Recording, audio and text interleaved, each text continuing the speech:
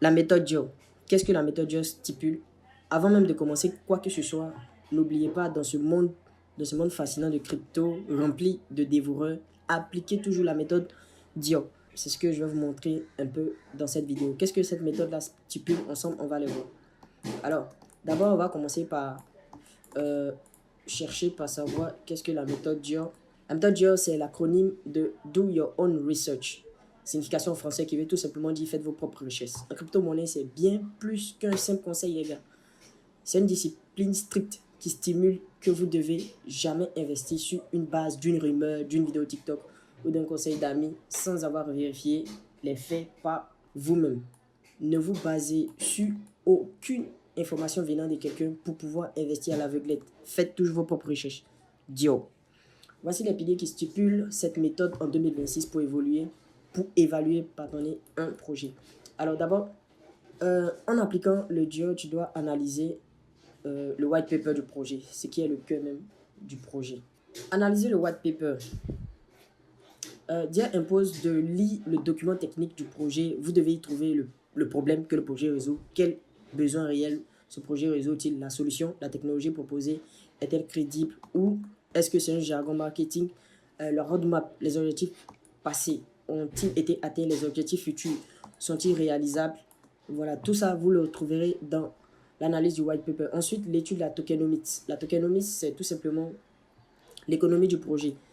C'est ici que vous allez vérifier si le jeton a de la valeur sur le long terme. Off total vs off en circulation. L'utilité, le jeton sert-il vraiment à quelque chose dans l'écosystème, paiement, vote, sécurité, etc. Le calendrier de déblocage, le vesting.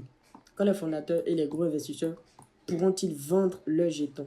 S'ils débloquent tout le mois prochain, le prix risque de s'effondrer. Donc là sont les informations que vous devez vérifier. Et ensuite, vous avez l'analyse de l'équipe et les partenaires, très très importante. La transparence, l'équipe est-elle doxed? Bon, c'est un thème un peu compliqué, mais ça signifie tout simplement que l'identité de l'équipe derrière ce projet ou des partenaires est-elle publique, vérifiable sur LinkedIn ou anonyme? L'antécédent, les personnes qui gravitent autour du projet, telles l'équipe, le partenariat, ont-ils déjà réussi ou échoué dans d'autres projets crypto?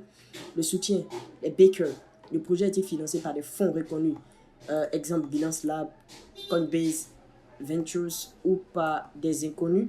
Et en 4, vous devez passer à la méthode Dior passe par la vérification de la communauté et l'activité, la qualité vs la quantité. Ne regardez pas seulement le nombre d'abonnés sur Twitter ou Telegram, regardez aussi les discussions, si les discussions sont sérieuses ou s'il y a uniquement des personnes qui crient to the moon.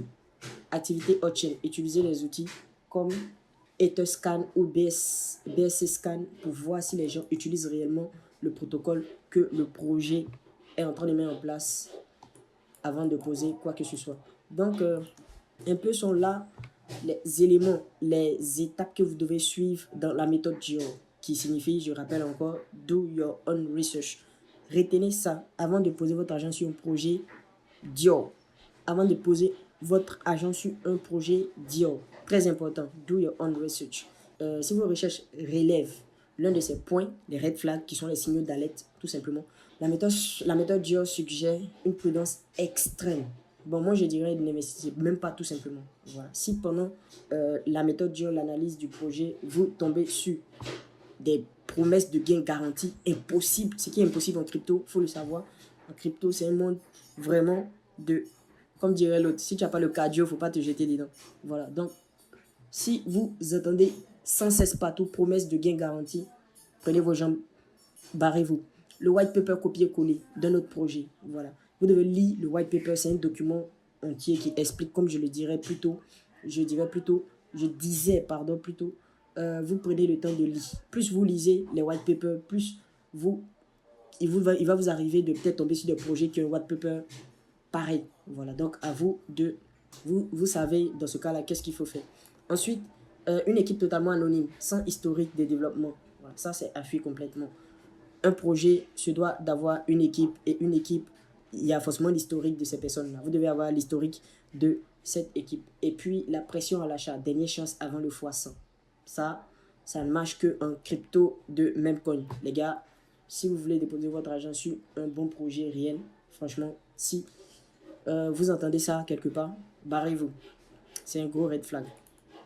Ensuite, je dirais à la fin que appliquez le Dior.